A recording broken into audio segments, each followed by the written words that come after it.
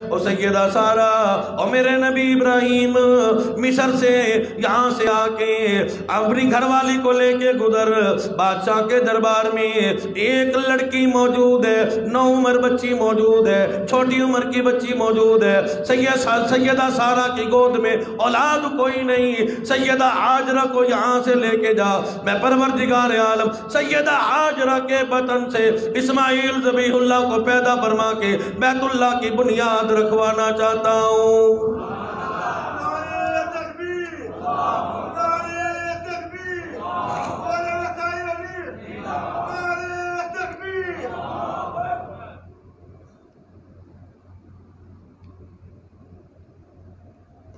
اللہ کیا چاہتا ہے، بندے کیا چاہتے ہیں، اللہ کی کیا منشا ہے، اللہ کی حکمت عملی کیا ہے۔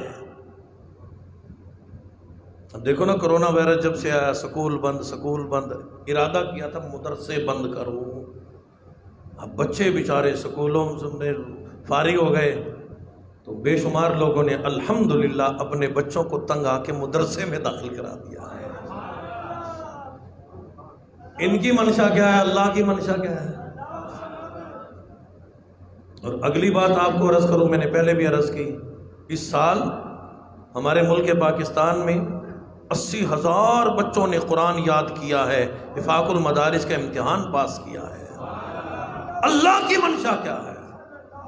وہ مدرسے جن کے لیے کھالیں بھی سستی کر دی، مدرسوں کو پیسہ نہ پہنچے، مدرسے کو روٹی نہ پہنچے، مدرسے کے طالب علم کو کچھ نہ پہنچے، فنڈ نہ دو، کچھ بھی نہ دو، لیکن الحمدللہ میں بھی جمعے پہ نیا جوڑا پہن کے آتا ہوں، اللہ دیتا ہے۔ ہمارے مولوی جتنا آپ یہاں بھی مولوی بیٹھے ہوئے نا، ان کے چمکیلے کپڑے، سفید کپڑے، اچھے کپڑے، مالدار بیچارے کے پاس ایسے ہی کپڑے، بس بیوی نے کہا کیا کرے گا، بھاگ یہاں سے، پیسے کم ہو جائیں گے، تھوڑ اور جوڑے نہ بنا۔ اللہ کی منشا کیا ہے؟ کبھی آپ نے سنا ہے کوئی مولوی بخنال مریا ہوئے؟ کئی دفعہ یہ سنا جاتا ہے بد ہضمی کی دوائی دو جی، بڑی بد ہضمی ہے، کھانا خوب ملتا ہے، خوب کھانا ملتا ہے۔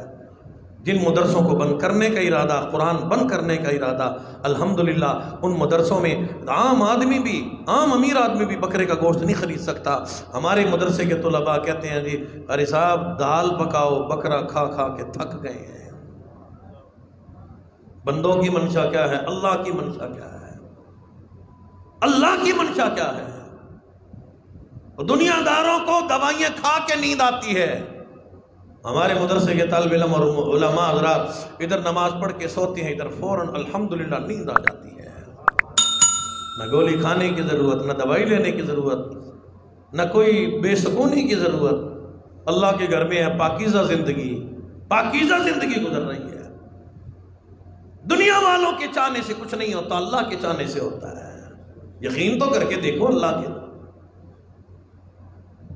چلتا چلتا بادشاہ کہنے لگا سیدہ ہاجرہ بڑی نیک عورت ہے، تو نے میرے لیے 3 مرتبہ دعا کی، بد دعا کی، اور ہاجرہ تو بڑی نیک مائی ہے، اتنا غلط آدمی نبی کی بیوی کی تعریف کر رہا ہے، تو بڑی نیک ہے، بڑی اللہ والی ہے، بڑی عابدہ ہے، بڑی زاہدہ ہے، یہ سیدہ ہاجرہ بچی لے جا، یہ تیری خدمت میں کام آیا کرے گی۔ سیدہ ہاجرہ جوان ہوئی، جناب اس ابراہیم علیہ السلام سے نکاح ہو گیا۔ اللہ نے ابراہیم علیہ السلام کی عمر کافی گزر گئی تھی، عمر گزرتے ہوئے بڑھیپے کے قریب اللہ نے بیٹا عطا فرما دیا، جناب اسماعیل علیہ السلام عطا فرما دیا۔ بڑا خوبصورت بیٹا، خوبصورت میں نے کیوں کہا؟ اسماعیل علیہ السلام کی پیشانی میں امام الانبیاء کا نور نبوت چمکتا ہے، تو وہ نبی خوبصورت کیسے نہ ہو، حسین کیسے نہ ہو۔ جناب ابراہیم علیہ السلام جب بھی اسماعیل ذبیح اللہ کو دیکھتے ہیں دل میں بڑی محبت آتی ہے، بڑا پیار آتا ہے۔ رب العالمین نے فرما دیا میرے نبی خلیل میرا، دوست میرا، ابراہیم میرا، اور ابراہیم بچے سے بڑی محبت کرتے ہو، دل میں بڑی محبت ہے، ویسے زبان سے کہتے ہو اللہ سے محبت ہے، اللہ سے محبت ہے، اور میرے نبی اسماعیل ذبیح اللہ سے بھی تو بڑی محبت کرتے ہو۔ فرمایا میرے نبی چلو یہاں سے بھی چلو۔ اللہ کہاں چلوں؟ فرمایا کہ مکہ کے چٹیل میدان میں تشریف لے چلو، عرب کی وادی میں جاؤ، چٹیل میدان میں جاؤ، جہاں جانور بھی کوئی نہیں، پانی بھی کوئی نہیں، کھانا پینا بھی کوئی نہیں۔ سیدہ ہاجرہ کو لے کے جاؤ، گود میں معصوم ذبیح اللہ ہے، اپنے بچے کو لے کے جاؤ۔ جناب ابراہیم علیہ السلام کو رب العالمین نے حکم دے دیا چٹیل میدان میں گھر والی کو، زوجہ محترمہ کو، سیدہ ہاجرہ کو، معصوم ذبیح اللہ کو چھوڑ کے آ جاؤ، خبردار بتلانا کوئی نہیں۔ سیدہ ہاجرہ رضی اللہ تعالیٰ عنہ فرماتی ہیں کہ ابراہیم علیہ السلام مکہ کی وادی میں مجھے اور معصوم بچے کو تھوڑی سی کھجوریں ہیں، تھوڑا سا پانی ہے، وہاں بٹا کے دور نکل گئے۔ جب میں بیٹھ کے دیکھتی رہی ابراہیم خلیل اللہ کدھر جا رہے ہیں، جب دور جاتے دیکھا عرب کی عورت ہے، دوڑ کے آواز لگائی، اور ابراہیم کدھر جا رہے ہو؟ کوئی جواب نہیں۔ اللہ کا حکم ہے خبردار بولنا نہیں، بتلانا نہیں، ورنہ امتحان میں ناکامی ہوگی۔ سیدہ فرماتی ہیں کئی مرتبہ پوچھا، او ابراہیم کوئی اشارہ فرما دو، کوئی تو نشانی دے دو، کچھ تو بتلاؤ، کیا بات ہے؟ میری کوئی غلطی ہے؟ اگر مجھ سے کوئی غلطی ہو گئی میں معافی مانگوں گی، معافی چاہوں گی۔ او ابراہیم گود میں معصوم بچہ ہے، کچھ تو خیال کرو، میں جوان عورت ہوں، مجھے چھوڑ کے کدھر جا رہے ہو؟ کوئی ہاں نا کا جواب نہیں۔ فوراً اللہ نے دل میں بات ڈال دی، رونے لگی، رو کے عرض کرنے لگی، او ابراہیم کہیں آپ اللہ کے نبی ہو، کہیں اللہ کا حکم تو نہیں؟ ہلکا سا اشارہ فرما دیا، سمجھ گئی، فرمانے لگی پھر بخوشی چلے جاؤ، اگر میرے رب کا حکم ہے پھر میں جانوں میرا رب جانے۔ سیدہ ہاجرہ رضی اللہ تعالی عنہ کچھ دن گزرے، کھجوریں ختم، پانی ختم، جب خود کھانے کو نہ ملا، معصوم ذبیح اللہ کے لیے پستانوں سے دودھ اترنا بند ہو گیا۔ خود تو پہ تو برداشت کر رہی تھی، اب معصوم ذبیح اللہ پہ برداشت نہ ہوا، ایڑیاں رگڑنے لگا۔ سیدہ ہاجرہ نے ایک پتھر کو یوں سایہ بنایا، ایک پتھر کو یوں لٹا کے اس پہ جناب ذبیح اللہ کو لٹا کے صفا مروہ پہاڑی، اللہ سب کو حج بیت اللہ نصیب فرمائے، روز رسول صلی اللہ علیہ وسلم پہ بار بار حاضر ہونے کی توفیق نصیب فرمائے۔ کبھی صفا پہاڑی پہ چڑھتی ہیں، کبھی مروہ پہاڑی پہ چڑھتی ہیں، اور جب ڈھلان آتی ہے نا، وہ لہائی آتی ہے، اترائی آتی ہے، تو وہاں آ کے ذرا دوڑ لگاتی ہے۔ سیدہ ہاجرہ رضی اللہ تعالیٰ عنہ دوڑ رہی ہیں پانی تلاش کرنے کے لیے۔ رب العالمین نے فرما دیا میری بندی ہاجرہ کبھی مروہ پہاڑی پہ چڑھتی ہے، کبھی صفا پہاڑی پہ چڑھتی ہے۔ ان الصفا والمروہ من شعائر اللہ فمن حج البيت أو اعتمر فلا جناح عليه أن يطوف بهما ومن تطوع خيرا فإن الله شاكر عليم۔ او میری بندی ہاجرہ آپ تو پانی تلاش کرنے کے لیے دوڑ رہی ہو، کبھی مروہ پہاڑی پہ چڑھتی ہو، کبھی صفا پہاڑی پہ چڑھتی ہو، اور میری بندی آپ کا یہ چلنا، یہ دوڑ لگانا، اور میرے نبی کی گھر والی، اور میرے نبی ذبیح اللہ کی اماں اور سیدہ ہاجرہ آپ کا دوڑنا میں اللہ کو اتنا پسند آیا، آج کے بعد کوئی نبی کیوں نہ ہو، پیغمبر کیوں نہ ہو، رسول کیوں نہ ہو، امام انبیاء کی ذات اقدس کیوں نہ ہو، صدیق اکبر کیوں نہ ہو، عمر فاروق کیوں نہ ہو، عثمان غنی کیوں نہ ہو، علی المرتضیٰ کیوں نہ ہو، حسنین کریمین کیوں نہ ہو، خاتون جنت کیوں نہ ہو، پیران پیر سید عبدالقادر جیلانی کیوں نہ ہو، ائمہ اربعہ کیوں نہ ہو، صدر کیوں نہ ہو، وزیر کیوں نہ ہو، حج کے لیے آئیں گے، عمرے کے لیے آئیں گے، بیت اللہ کا دیدار کرنے آئیں گے، جب تک میری بندی ہاجرہ والی ٹور نہ ٹر کے دکھائیں، دوڑ کے نہ دکھائیں، صفا مروہ پہاڑی کے درمیان بھاگ کے نہ دکھائیں، مجھے قسم ہے اپنی کبریائی کی، میں ہرگز ان کے حج منظور نہیں فرماؤں گا۔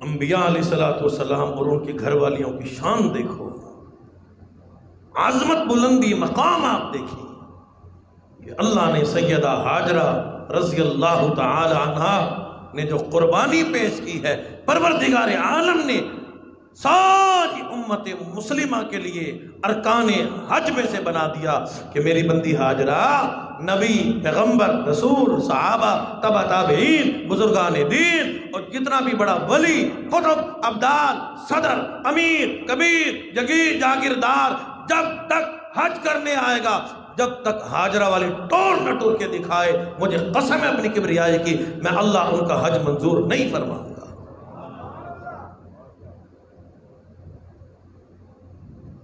سیدہ ہاجرہ رضی اللہ تعالیٰ عنہ دوڑ کے تشریف لائی ہیں۔ جناب اسماعیل ذبیح اللہ نے نرم و نازک ایڑیاں پتھروں پہ جو رگڑی، اللہ نے زمزم کا چشمہ جاری فرما دیا۔ زمزم کا معنی ہے ٹھہر جا، ٹھہر جا، ٹھہر جا۔ سیدہ تشریف لائی ہیں، کیا دیکھتی ہیں؟ اس پانی کو تلاش کرنے کے لیے دوڑ رہی ہیں، یہاں جو پانی کا چشمہ جاری ہے، آپ نے یوں بننا سا بنا دیا اور فرمایا زم زم زم، ٹھہر جا، ٹھہر جا، ٹھہر جا۔ نبی کا کہنا تم نہ مانو تو تمہاری مرضی ہے، نبی کا کہنا پانی نے مانا، نبی کی گھر والی ہے، سیدہ ہاجرہ ہے، ہماری بھی اماں ہے۔ علماء نے لکھا ہے کہ اگر سیدہ ہاجرہ نہ فرماتی نا کہ زم زم، ٹھہر جا، ٹھہر جا، یہ پانی ساری دنیا میں از خود پھیل جاتا۔ اب ویسے پھیلا ہوا ہے، لوگ اٹھا کے لاتے ہیں، بیگوں میں چھپا کے لاتے ہیں، باعث برکت الحمدللہ ہر مسلمان کے گھر میں زمزم کا پانی ملتا ہے، اللہ پاک کسی نہ کسی طریقے سے پلا دیتے ہیں۔ اللہ نے اس میں اتنی برکت رکھی ہے کہ ایک بوند بھی اگر آپ بڑے کولر میں ڈال دو تو اللہ پاک سارے پانی کو زمزم بنا دیتے ہیں۔ برکتیں دیکھو، رحمتیں دیکھو، اس میں ہر بیماری کی دوا ہے، ہر بیماری کی دوا ہے، سارے وٹامن اس میں موجود ہیں۔ آپ بیت اللہ کا طواف کر رہے ہیں، بھوک لگی ہے، زمزم پی لو، بھوک ختم ہو جائے گی۔ پیاس لگی ہے، پیاس ختم ہو جائے گی۔ تھکن ہے، تھکن دور ہو جائے گی۔ پیٹ میں درد ہے، آپ دوا سمجھ کے پئیں، دم کرنے کی ضرورت نہیں، زمزم پہ دم نہیں ہوتا۔ کئی لوگ دم کراتے ہیں، زمزم پہ دم کر دو، اور زمزم تو خود دم شدہ ہے، اللہ کی عطا ہے۔ ساری کائنات میں سب سے افضل پانی زمزم کا پانی ہے۔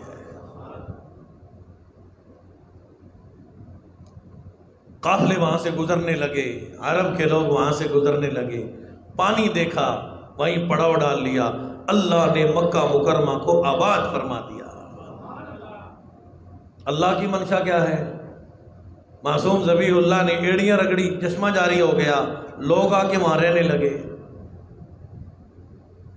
رب العالمین نے فرما دیا میرے خلیل اور ابراہیم علیہ السلام آج اور امتحان میں کامیابی حاصل کی ہے، میں پروردگار عالم تمہیں دنیا میں ہی اس کا بدلہ دے دوں، اجر دے دوں، آجا اور میرے نبی اور میرے پیغمبر تیرے ہاتھوں سے میں بیت اللہ کی بنیاد رکھوانا چاہتا ہوں۔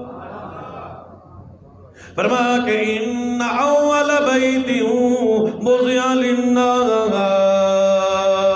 للذی ببکۃ مبارکا وہدی للعالمین۔ اللہ پاک فرماتے ہیں سب سے پہلے سرزمین عرب پہ میں پروردگار عالم نے اپنا گھر تعمیر فرمایا۔ لوگوں دنیا میں کسی کی کوٹھی بنے گی، بنگلہ بنے گا، کسی کا پلازہ بنے گا، کسی کی بڑی بڑی عمارتیں بنیں گی، بڑے بڑے لوگ آئیں گے، کاریگر آئیں گے، مستری لوگ آئیں گے، لیبر کو بلایا جائے گا، بڑے بڑے انجینئر حضرات تشریف لائیں گے، پڑھے لکھے لوگ آئیں گے، ڈیزائنر آئیں گے، نقشہ بنانے والے آئیں گے۔ فرمایا بن رہا ہے بیت اللہ، مستری ہے خلیل اللہ، مزدور ہے ذبیح اللہ، خدمت کرنے والی مائی سارہ ہے، مائی حاجرہ ہے، اور بیت اللہ کا انجینئر تو دیکھو نوری فرشتوں کا سردار سید الملائکہ جناب جبرائیل امین فیہ آیات بینات مقام ابراہیم ومن دخلہ کان آمنا وللہ علی الناس حج البیت من استطاع الیہ سبیلا۔ اللہ کیسے بنائیں؟ گو کی بھی تو ضرورت ہے، نہ کوئی مشین ہے، لنٹر ڈالنے والی مشین بھی کوئی نہیں، یہاں کیسے انتظام کیا جائے؟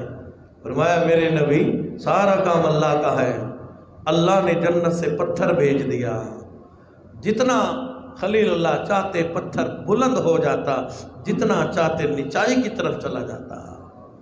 پہلے لوگ اعتراض کرتے تھے یہ کیسے ہو سکتا ہے، مولوی لوگ جھوٹ بولتے ہیں، اب یہ کرینے آئی ہیں اور جو لنٹر ڈالنے والی مشین آئی ہے وہ نیچے سے تمہارے سارا مٹیریل اٹھا کے کئی منزل اوپر پہنچا سکتی ہے، کیا جنت کا پتھر اتنا کام نہیں کر سکتا؟ کعبۃ اللہ مکمل ہو گیا، رب العالمین نے فرما دیا میرے نبی بیت اللہ تمہارے ہاتھوں مکمل ہو گیا۔ جناب ابراہیم علیہ السلام خاندان ابراہیمی کو لے کے آئے ہیں، اپنے خاندان کو لے کے آئے، سیدہ حاجرہ کو لے کے آئے، سیدہ سارہ رضی اللہ تعالی عنہما کو لے کے آئے، بیٹے ذبیح اللہ کو لے کے آئے۔ آؤ اللہ کی بارگاہ میں مزدوری مانگتے ہیں، سونا چاہیے، چاندی چاہیے، ہیرے جواہرات مانگے، کل ختم ہو جائیں گے، ایسی اللہ سے مزدوری مانگے گی، ہماری موت بھی آ جائے، دنیا سے بھی رخصت ہو جائے، لیکن کبھی بھی وہ مزدوری ختم نہ ہو۔ جناب ابراہیم علیہ السلام نے اللہ کی بارگاہ میں دعا کی ہے، ربنا تقبل منا انک انت السمیع العلیم۔ اور رب کریم تیری بڑی مہربانی ہے، ہر امتحان میں تو نے مجھے کامیاب کر دیا، باپ آذر کے ہاں کامیاب کیا، فلسطین میں کامیاب کر دیا، مصر میں کامیاب کر دیا، اور میرے اللہ تیری بڑی مہربانی ہے، میں اس قابل کہاں، میں نبی تو اور بھی ہے، پیغمبر تو اور بھی ہے، رسول تو اور بھی گزرے ہیں، اور میرے اللہ تیرا کرم ہے، تیری مہربانی ہے، اور پروردگار عالم میں تیرا شکریہ ادا کرتا ہوں، میں تیری بارگاہ میں سجدہ بجا لاتا ہوں، آہوزاری کرتا ہوں، آنسو بہاتا ہوں، ربنا تقبل منا انک انت السمیع العلیم۔ اور میرے اللہ میری ساری کی ساری عبادات کو، اس خدمت کو، بیت اللہ کے مستری بننے کو، اس مزدوری کو اپنی بارگاہ میں قبول فرما۔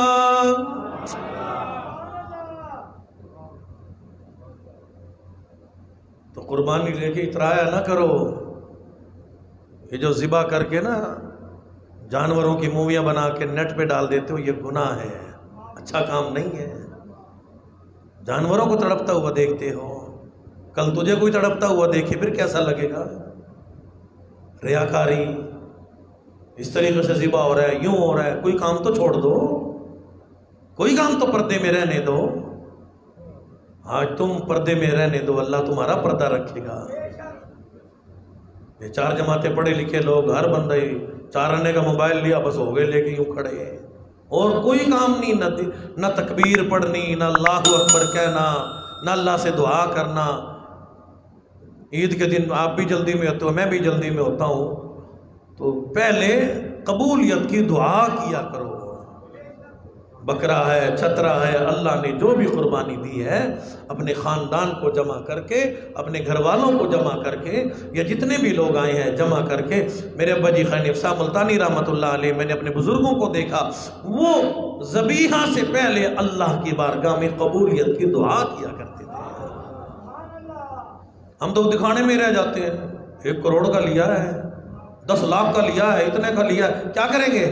لیا تو لیتا رہے، اور لیا تو نے اپنے لیے لیا ہے، لیکن اس کو ضائع نہ کر، دکھلاوا نہ کر، ریاکاری نہ کر، بلکہ رو رو کے عاجزی انکساری کر کے اللہ سے دعا کرتا رہے، میرے اللہ میں اس قابل نہ تھا، تو نے مجھے قربانی کرنے کی توفیق عطا فرمائی، ورنہ میں اس قابل کہاں، میں گناہگار، میں خطاوار، میں قصوروار، گناہوں میں ڈوبا ہوا۔